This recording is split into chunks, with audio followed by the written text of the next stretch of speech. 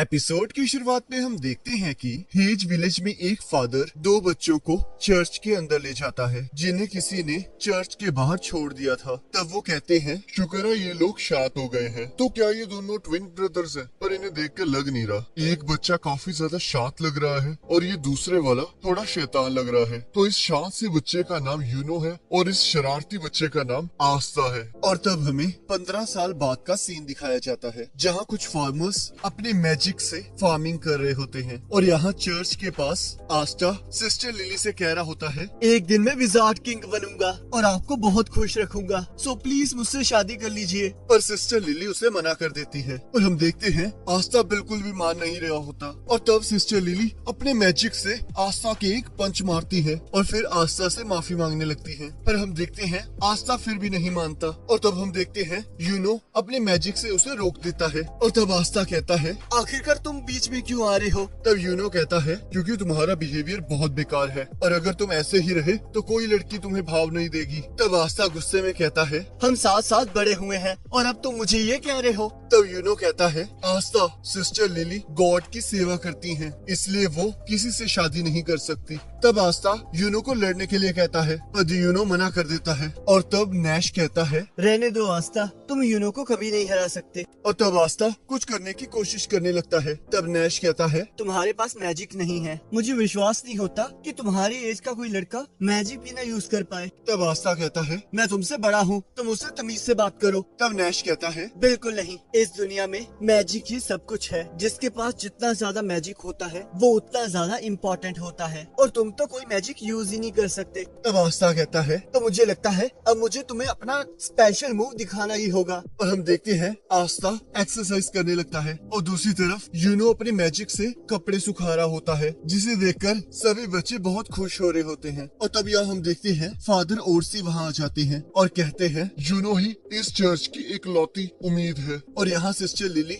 आस्था से कहती है, बहुत जल्दी अवार्डिंग सेरेमनी आने वाली है और जब तुम्हें ग्रिमोर मिल जाएगी तब तुम भी मैजिक यूज कर पाओगे। जिसे सुनकर आस्था बहुत खुश हो जाता है और कहता है, जब मैं ग्रिमवॉर हासिल कर लूंगा तब मैं मैजिक नाइट्स ज्वाइन करूंगा और फिर विजार्ड किंग बन जाऊंगा। क्या मैं सही कह रहा हूँ ना यूनो? तब यूनो उसे इग्नोर करके वहाँ से चला जाता है जिससे आस्था को गुस्सा आ जाता है और वो भागते हुए कहता है, तुम लोग बस इंतजार करो, मैं तुम्हें ये करके दिखाऊंगा। और यहाँ सिस्टर लिली यूनो को आस्था के साथ अच्छे से बिहेव करने के लिए कहती है और सोचती है, यूनो हमेशा से रोता रहता था पर जिस दिन वो जख्मी आस्था के साथ घर वापस आया उस दिन से वो पूरी तरह बदल गया और उसके बाद से मैंने उसे कभी रोते हुए नहीं देखा। और अब मुझे याद आया उस दिन से ये दोनों ही बदल गए हैं और आस्था भी हमेशा गंदे कपड़ों में घर वापस आने लगा। पता नहीं वो वहाँ जाकर क्या करता है। और यहाँ हम देखते हैं आस्था एक्सरसाइज कर रहा होता है और कहता है, मैं विजिट किंग बन के रहूंगा और मुझे कोई नहीं रोक सकता, पर उससे पहले मुझे अपने आप को ट्रेन करना होगा। और दोबारा से एक्सरसाइज करने लगता है। और तब हमें बताया जाता है मार्च में जब डैंडलियन के फूल हवा में उड़ने लगते हैं तब साल में एक बार क्लोवर किंगडम में सारी जगह 15 साल से बड़े बच्चों को इकट्ठा किया जाता है और उन्हें ग्रिमवॉर टावर बुलाया जाता है ताकि उन्हें अपनी ग्रिमवॉर मिल सके जिसकी मदद से वो अपनी मैजिकल पावर्स को इंक्रीज कर सकते हैं। और यहाँ ग्रिमवॉर टावर के अंदर आस्था सोचता है, एक बार जब मुझे ग्रिमवॉर मिल जाएगी तब मैं भी मैजिक यूज कर पाऊंगा और तब मैं यूनो को पीछे छोड़ दूंगा। तब यहाँ कुछ बच्चे आस्था और यूनो का मजाक उड़ा रहे होते हैं और कहते हैं, हमें यकीन नहीं होता ऐसे बच्चे भी 6 मंथ्स में मैजिक नाइट्स का एग्जाम देंगे। सिर्फ नोबल फैमिलीज और रॉयल फैमिलीज में इतनी ताकत होती है जो कि इस एग्जाम को पास कर सके और उनमें से एक तो कोई मैजिक भी नहीं यूज कर सकता और ये पूरी कंट्री में इकलौता ही होगा जो कोई मैजिक ही नहीं यूज कर सकता। और तब वहाँ ग्रिमवॉर टावर का मालिक आ जाता है और वो सबको वहाँ आने के लिए कांग्रेचुलेट करता है और वो कहते हैं, हमारे एरिया से ना तो कोई आज तक विजिट किंग बना है और ना ही मैजिक नाइट्स में किसी हाईएस्ट पोस्ट पर पहुंचा है। तो इस बार मुझे उम्मीद है कि शायद तुम में से कोई एक किसी दिन विजार्ड किंग बन जाए और अब तुम्हारी ग्रिमवॉर लेने का टाइम आ चुका है। और यहाँ हम देखते हैं सभी लोगों को अपनी अपनी ग्रिमवॉर मिल जाती है और तब यहाँ आस्था कहता है, क्या मेरी ग्रिमवॉर वॉर कहीं लेट हो गई है। तब उस टावर का मास्टर कहता है तुम अगले साल ट्राई करना, जिसे सुनकर सभी लोग आस्था का मजाक उड़ाने लगते हैं। और तभी हम देखते हैं यूनो की ग्रिम वॉर अचानक से चमकने लगती है और तब सभी लोग देखते हैं वो एक 4 लीफ क्लोवर ग्रिम वॉर होती है। तब फादर कहते हैं ये तो वही ग्रिम वॉर है जो कि फर्स्ट विजार्ड किंग को मिली थी। तब सिस्टर लिली कहती हैं इसके बारे में कहा जाता है कि इसके अंदर बहुत ज्यादा पावर और गुड लक है। तब यूनो कहता है सभी लोग सुन लो, अगला विजार्ड किंग मैं बनूंगा। और सभी लोग उसे चीयर करने लगते हैं। तब आस्था गुस्से में कहता है तुम बस इंतजार करो यूनो, बहुत जल्दी मैं तुम तक पहुंच जाऊंगा क्योंकि मैं तुम्हारा इकलौता कॉम्पिटिटर हूँ। तब यूनो कहता है ऐसा कभी नहीं हो सकता और वहाँ से चला जाता है। और तब यहाँ आस्था कह रहा होता है मुझे लगा था जब मुझे ग्रिम वॉर मिल जाएगी तब मैं मैजिक यूज कर पाऊंगा, पर अब तो देखो मुझे कोई ग्रिम वॉर ही नहीं मिली। पर रुको, मैं इतनी जल्दी हार नहीं मानूंगा। मैं तुम्हें जीतने नहीं दूंगा किस्मत, मैं तुम्हें दिखा कर रहूंगा, चाहे इसमें मुझे 100 साल ही क्यों न लग जाए। और मैं तब तक हार नहीं मानूंगा जब तक मुझे ग्रिम वॉर नहीं मिल जाती। और मैं विजार्ड किंग बन के ये साबित कर दूंगा कि इस दुनिया में कोई भी औसम बन सकता है, चाहे वो एक गरीब और अनाथ बच्चा ही क्यों ना हो। और तुम मेरा इंतजार करना यूनो। और यहाँ हम देखते हैं एक बच्चा यूनो से जेलस होकर उस पर हमला करने लगता है। पर हम देखते हैं यूनो बिना अपने ग्रिम वॉर को यूज किए उसके अटैक को काट देता है। और तभी हम देखते हैं दीवार से चेन निकलने लगती है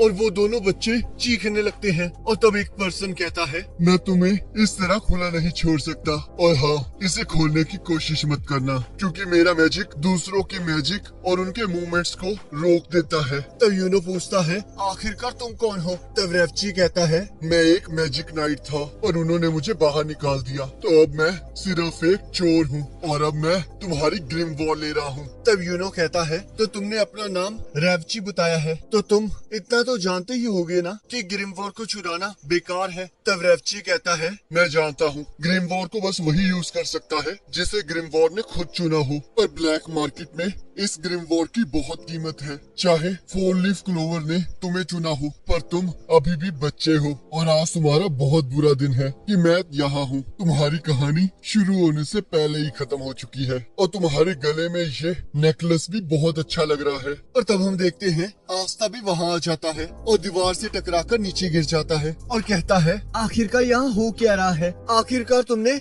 यूनो की ग्रिम वॉर क्यों पकड़ी हुई है, तुम एक चोर हो। तब रेची कहता है तुम तो वही लड़की हो ना जिसे ग्रिम वॉर नहीं मिली है। तब आस्था कहता है हाँ मैं वही हूँ, पर वो ग्रिम वॉर सिर्फ उसके ट्रू मास्टर के पास होनी चाहिए, तो यूनो को वो वापस दे दो। तब रेफची कहता है तुम्हारी इतनी हिम्मत तो तुम मुझे रोकोगे, और अपना मैजिक यूज करने लगता है। और तब यूनो उसे भागने के लिए कहता है, पर आस्था रेफची की तरफ बढ़ने लगता है और जैसे ही उसे पंच मारने लगता है रेफची की चेन्स आस्था को रोक लेती हैं। और हम देखते हैं वो चेन्स आस्था पर जानलेवा हमला करती है। तब आस्था सोचता है तो ये सारे मैजिक यूजर्स ये सब कुछ कर सकते हैं, मुझे यकीन नहीं हो रहा इतनी फिजिकल ट्रेनिंग के बावजूद मैं इसे हरा नहीं सकता। तब रेफची आस्था पर हंसने लगता है। तब आस्था कहता है ये अभी खत्म नहीं हुआ है, मैं एक दिन विजार्ड किंग बनकर रहूंगा। तब रेफची कहता है मैं इन चेन्स की मदद से किसी की भी मैजिकल पावर का पता कर सकता हूँ, और तुम्हें देखो तुम्हारे अंदर मैजिक का एक कतरा भी नहीं है, तो शायद इसी वजह से तुम्हें कोई ग्रिम वॉर नहीं मिली है।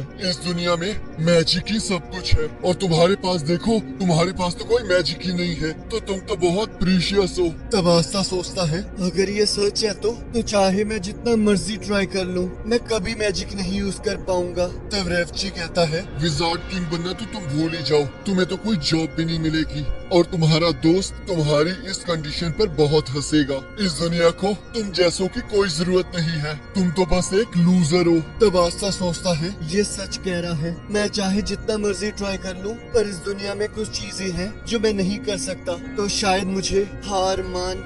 और तभी हम देखते हैं यूनो कहता है आखिरकार तुम किसे लूजर कह रहे हो। आस्था ये सच है कि तुम विजार्ड किंग नहीं बन सकते क्योंकि असलियत में विजार्ड किंग मैं बनूंगा, पर तुम आस्था के बारे में गलत हो रेफची। आस्था कोई लूजर नहीं, मेरा राइवल है। और तब आस्था उसे वहाँ से हटने के लिए कहता है और तब हम देखते हैं रेफची डरने लगता है। तब आस्था कहता है जरा रुको यूनो, मैं इसे अभी मजा चखाता हूँ। और तभी हम देखते हैं आस्था के पास 5 लीफ क्लोवर आ जाती है। तब यूनो कहता कहता है मुझे पता था आस्था तुम्हें ग्रिम वॉर जरूर मिलेगी, और हम देखते हैं आस्था की ग्रिम वॉर से एक तलवार बाहर आने लगती है। तब रेवची कहता है पर तुम्हारे पास तो कोई मैजिकल पावर ही नहीं थी, तो आखिरकार ये ग्रिम वॉर तुम्हें कैसे मिली? और तब हमें बताया जाता है कि क्लोवर के 3 लीव्स फेथ, होप और लव को रिप्रेजेंट करते हैं, और 4th लीव के अंदर गुड लक होता है, और लास्ट में 5th लीव क्लोवर जिसके अंदर डेविल रहता है। और इसी के साथ एपिसोड खत्म हो जाता है।